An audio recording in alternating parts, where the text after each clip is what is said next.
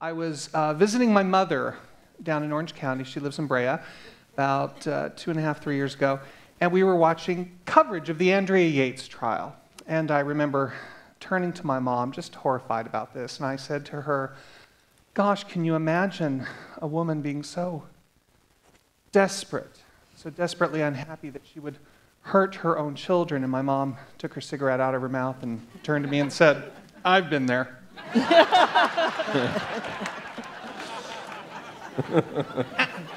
And I was surprised by this response. And for the very first time, my mom started telling me all these stories about how desperate and alone she had felt while my dad was off getting his master's degree at the University of Oklahoma, and she was alone on the farm with us 3 kids. And I thought, God, I always thought my mom was the perfect wife and mother, so if she had moments of desperation, then I'm thinking every woman has. So I decided, this is a show. So I decided to write it. And how did the show on the air differ from the original concept, if at all?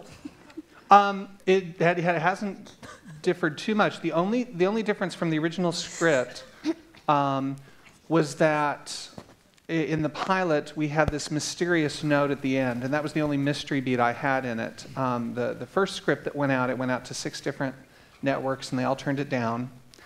And I was broke, so I was very unhappy about that. The whole thing happened because the agent I was with, she got arrested for embezzlement, and then I got a new agent. It's a long story. And this new representation said, you know, why didn't it sell? Why weren't the networks buying it? Because this is a good script. And I said, well, I don't know, you know. And I said, well, we were giving it to the comedy divisions. And they said, you know, I said, we were calling it a satire. And they went, no one wants to buy a satire. You got to call it a soap opera.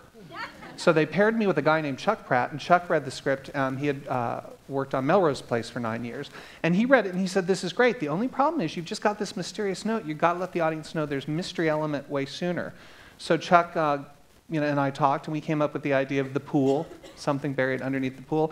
And once we put that in, that seemed to solidify it in a way that hadn't happened before. And the very first time we sent out that script, it sold to ABC. So that, just that extra amping of the mystery is really the only change. The rest of it, the tonality, the characters, pretty much how I sat down to envision it.